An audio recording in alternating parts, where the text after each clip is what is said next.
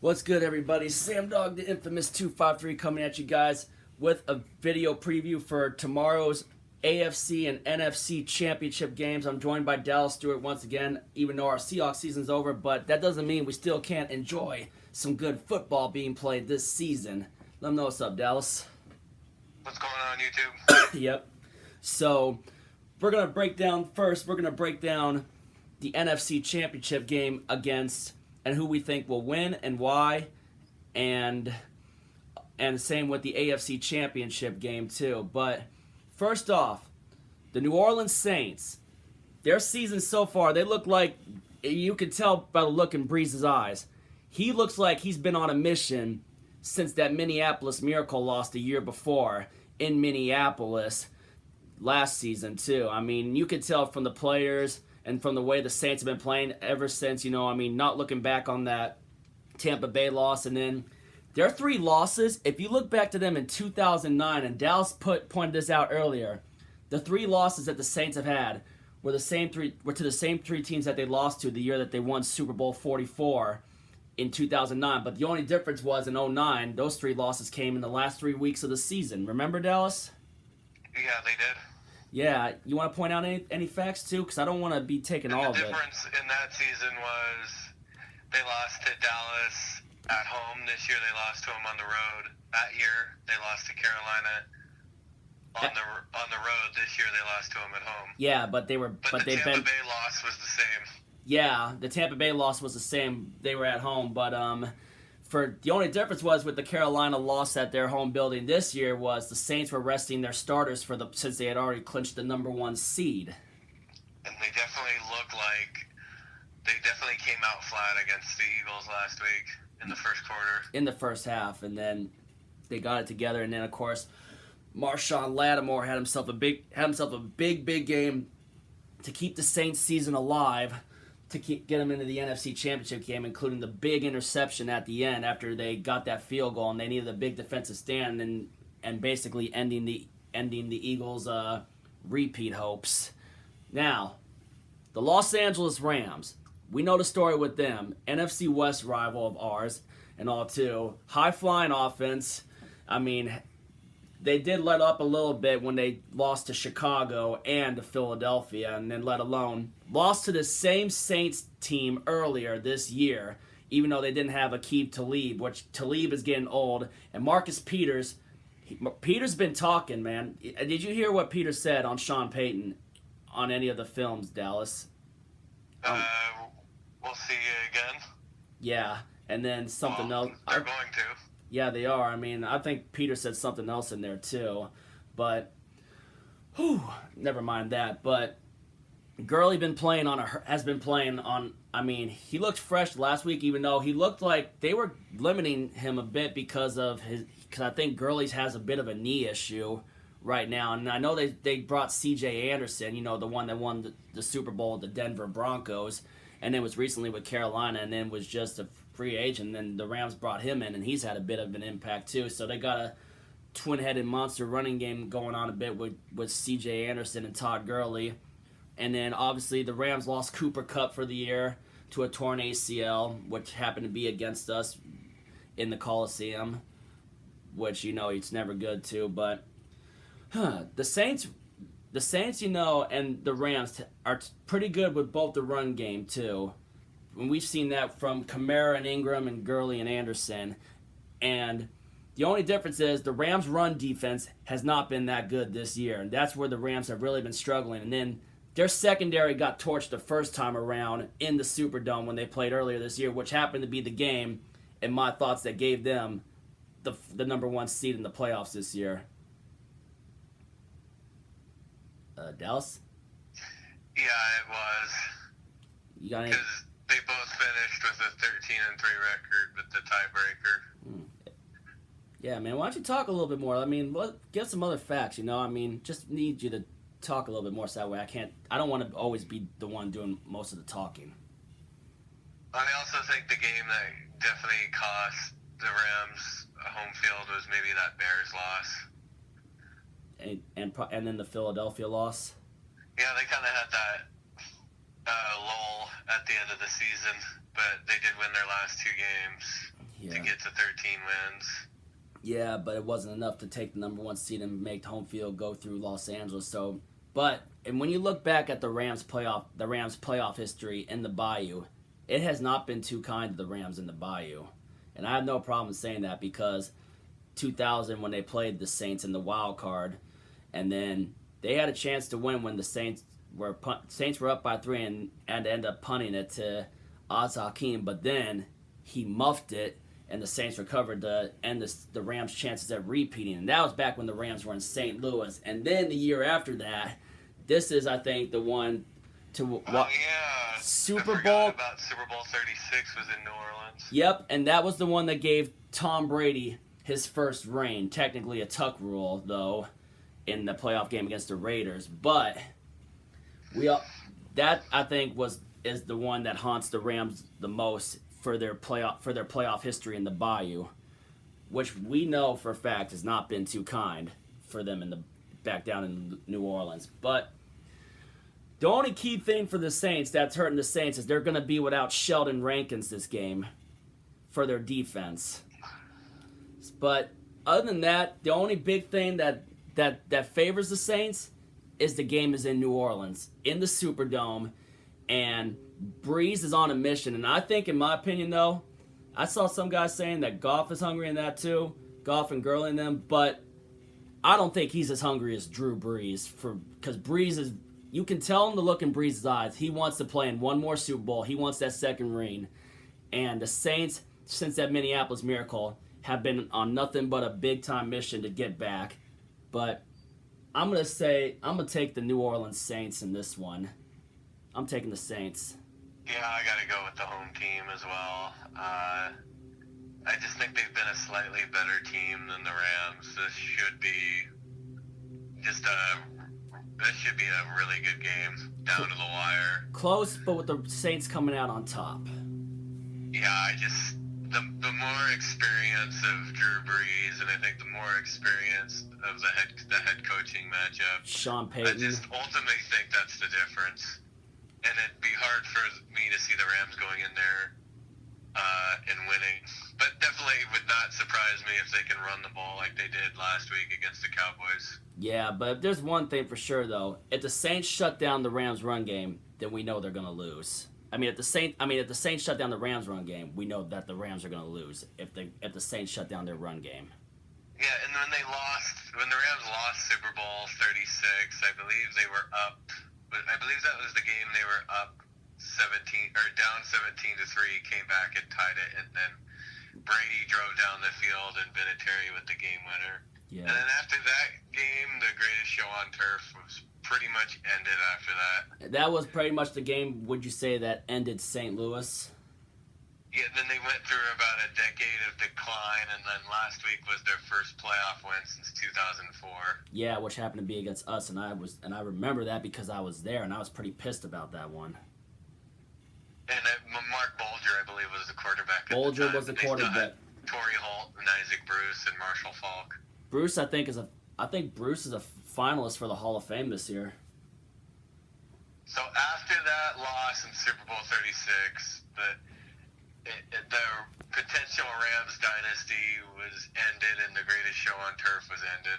Yeah, and that. It's by one, and they were pretty big. They were 2 touchdown favorites in that Super Bowl. And where was that game played in?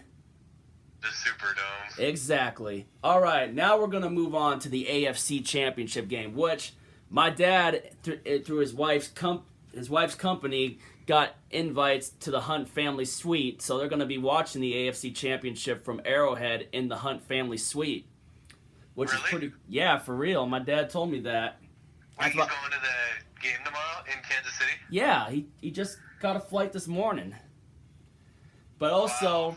We all know How does he know the Hunt family? I don't know. I think it's just through the company that his wife works for, that Tracy works for. But anyway, moving on to that. We all know the factor.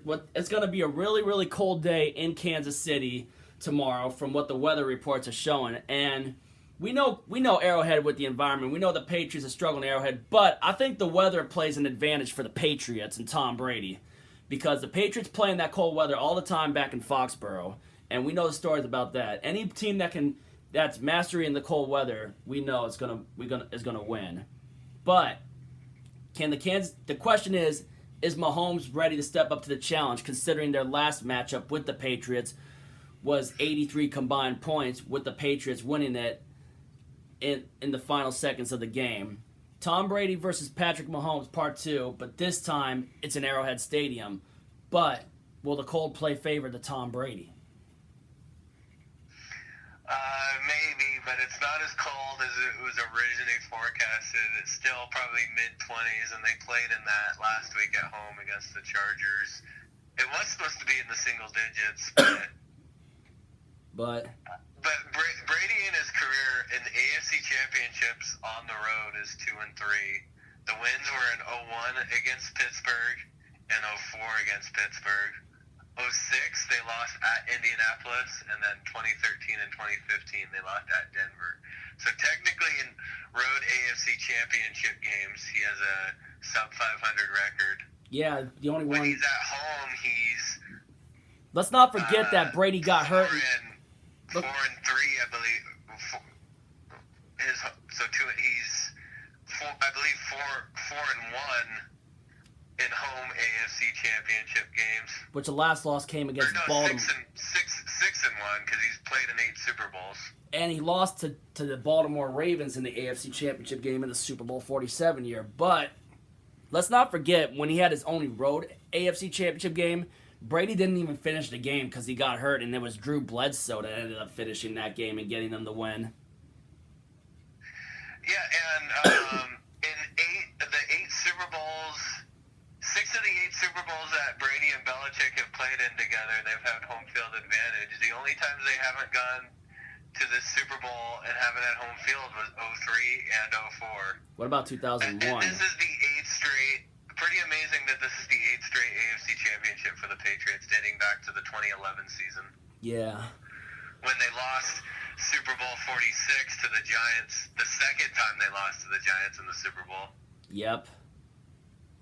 And they played Baltimore in the AFC Championship at home, and that was the Cundiff missed. And then the year after that, Baltimore came in there and beat them. Yeah, and then ended up. And then in 2013, they lost to Denver on the road, so they lost 2 straight AFC games. Which was the year we got our banner. Yeah. And then, obviously, Super Bowl 49, the dreaded Super Bowl 49, which I hate to talk about. Yes, they beat the crap out of Indianapolis in New England. The infamous Deflategate game. Deflategate game. Mm-hmm. But back to that, Kansas City Chiefs. I mean, they didn't have Eric Berry for some part of the year, and they were in 2 of the biggest shootouts, one versus Brady, and then let's not forget that shootout with the Los Angeles Rams with 100 combined points, which that will go down as the game of the year for this year. That game in LA between the Chiefs and the Rams, which they were one dropped interception from winning that game too. But that game was a hell of a shootout too. But it'll be interesting. But I think the Super Bowl America wants to see is Breeze versus Mahomes. In my opinion, that's the one I want to see, though. But we all know it's Tom Brady they're playing against. But Brady has been known to struggle at Arrowhead Stadium against the Chiefs. But how big can the Chiefs defense step up and shut down Brady's passing attack and short passes with running backs like James White and Sony Michel, who can still catch the ball on receiving routes, even though they're running backs too? And can they shut down their running game too? I mean, and Chris Jones can Chris Jones get pressured? The key to winning against the Patriots is you have to be able to hit Tom Brady and shut down their receiving games. And of course, could we possibly be seeing, if they don't go to Super Bowl, Gronkowski's last game? You know, because there are hints of him possibly retiring, but we won't know for sure, though, until the offseason. But what do you think? I'll probably just have to go with the Chiefs. Because it's an Arrowhead? Just because they had the better overall record, and it's at Arrowhead. And this is a really big game for Andy Reid. Can he get to a obviously he lost Super Bowl 39 with the Eagles. To Tom Brady. He hasn't gotten the big one yet. And not to mention that loss in that Super Bowl was against that same Tom Brady-Bill Belichick duo. But yeah, I'm gonna hopefully, I mean, doesn't mean it's gonna happen, but I want to see Kansas City. I want to see a Drew Brees versus Patrick Mahomes Super Bowl, which that game will be in Atlanta. That would be, to me, a game that all of America will have their eyes fixed on. That, to me, and possibly, and for you, that would be a great Super Bowl. It would, and it's hard. It'll be hard for me to see the Patriots going to 3 straight Super Bowls. It's hard to. It is. Especially when you have to do it on the road. And I just don't think their defense is going to be able to hold them down enough. Well, let's not forget, they did pick off Mahomes a couple times in the first matchup. Which turned out to be huge. Mm-hmm. I mean, it was huge, but the only difference was Mahomes didn't throw any interceptions when we played him in the regular season. We were able to force Charkandrick West to fumble when the Seahawks played him too, which was a big-time factor in that big-time win, though. But I think, I would love to see it. That young man, Mahomes, is playing some good football. We all know Brady is still playing at a high level at the age of 41, or is he 42 now? I think he's 41. Still 41. He turns 42 after the season, I think. But we'll see what happens. I appreciate everyone for tuning in, even though, I mean, when you guys finally come into the video, appreciate you coming in, Dallas, as well. But, well, we'll see what happens. I'm not going to go live because a lot of people don't tend to come on here when I'm live for the games. But I'll give you the afterthoughts videos when I'm done watching Chris Berman do the highlights of these games tomorrow. But, like, subscribe, ring the bell. I know it's hard to keep up with a bunch of good videos and activities during the off season, especially when it's in the months of, January and February, I mean, we won't really get a lot of activity until March, but me and Dallas will stay with you guys through that time. And hey, Dallas, you maybe want to come over and watch some of those AAF games a week after the Super Bowl. They're on Saturdays and Sundays. Yeah. That new Alliance League. We'll give you some live reactions to some of those if you feel like tuning in. But once again, it's been a great year to do, getting started with this YouTube channel. I appreciate all the fans of other teams that came on here, including the couple of Dallas Cowboy fans that came on here and a couple of the Bears fans. And, Gangrene David, shout out to him, his 1,000 subscribers. Pretty cool that he reached that milestone and gave me a shout out on his video, so I show him some love back. The Entertainer Talking Sports, my man Chris over in Brooklyn, New York. Rover Sports, Mr. Bad Dog 7676. I appreciate some of you guys that jumped on the ride, including Philly 500. And I know I can't really get a whole bunch of try to get all the names I got out there. Eddie Taylor is always being support. My man Anish Kumar, and all the other friends that jumped on and supported. Appreciate you all. And let's see what happens in these games. I'm gonna get back to watching the East-West Shrine game, and Dallas and I will be in touch. And remember, if you ain't with it, you ain't infamous. And as always, go Seahawks.